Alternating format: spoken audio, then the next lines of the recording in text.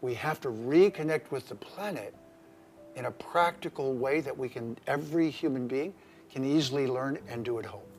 You know, my own journey of this, I started out in psychology, in education, and then I went into an ashram and became a monk for 5 years, trying to find the deep well springs of our life. And then I worked for 7 years in Silicon Valley and 10 years as a corporate speaker, corporate motivational speaker.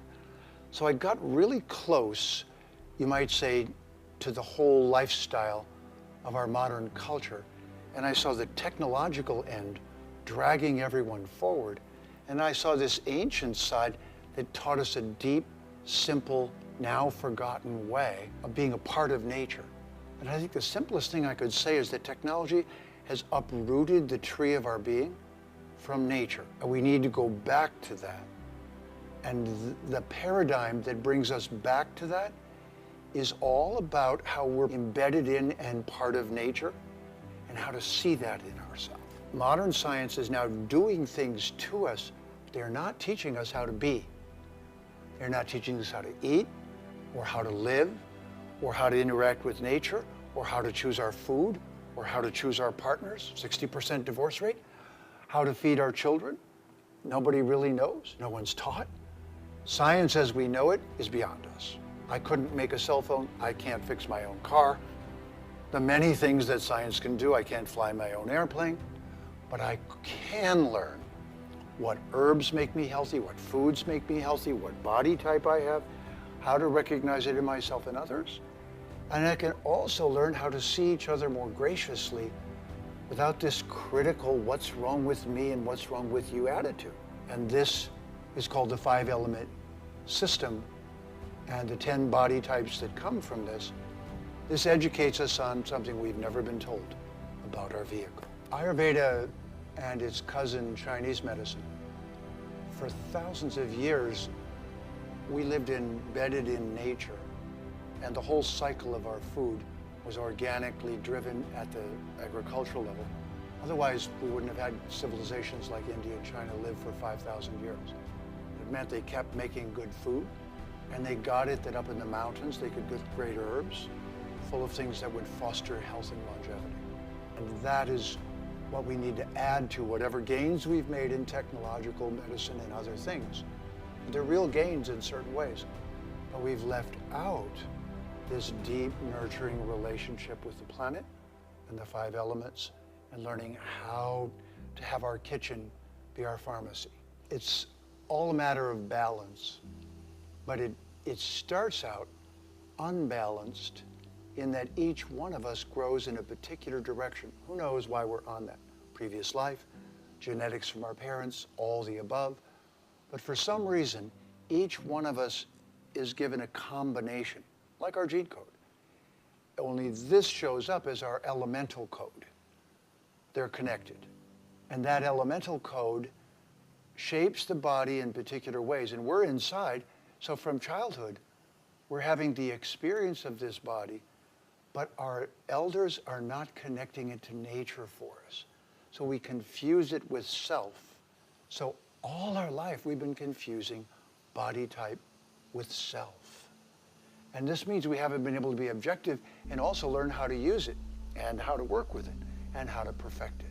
Even in the womb, we're making more of one bodily tissue than another.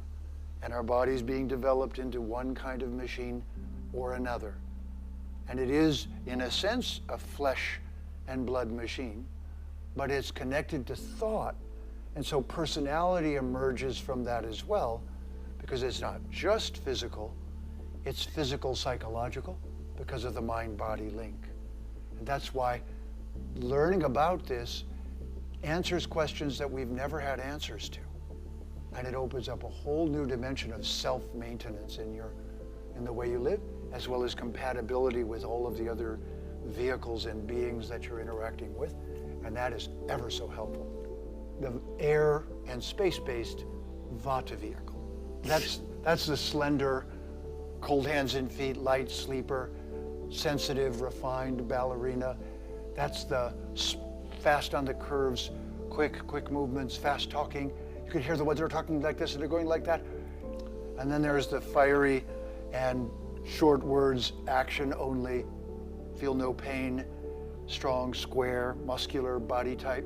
And then finally, the curvaceous, curvy, either sensual or carrying a little extra weight, the rock that everything depends upon, the deep emotional being, and that's the kapha, the water, earth. So these three body types are going to awaken in us an understanding that we're all different with similar components. And then we're going to learn not only how to live in that body, but how to appreciate it in others, how to see what it would be used for, find its career, find the right partner, treat our children, treat our elderly, know what to do when, in what season. It's the user-friendly interface between us and nature. As we have superpowers, we wouldn't want our superpowers to go away. Our superpower comes from having a great deal of something. At the same time, there's usually a dark side with a superpower. We want to accentuate our assets, and we want to balance the places where that's destabilizing us. And sometimes we're addicted to our imbalance. So this is where it becomes a science of medicine. But it's also a lifestyle, because it's something you can learn. Everyone can learn without getting a PhD. I'll give you a really good example. If you have a boss that's fiery and that's a pitta, that's not the time when they haven't had lunch to ask for a raise. You feed them first, take them out to lunch, and then say, I was thinking. This is part of the secret of the body typing, is to know that the body is actually, in a way, our animal. We have pets, but this is our pet. We all know that being human is having an animal nature and having a human nature, and maybe even a divine nature, all three. The more we know our nature, and the more we know how to nurture ourselves, then the more we're not stuck with an imbalance in calling it self. So many people call imbalances something wrong with me, and even their parents chime in because nobody knows. Yeah, it does look like something's wrong with you. Must be you. No, it's not.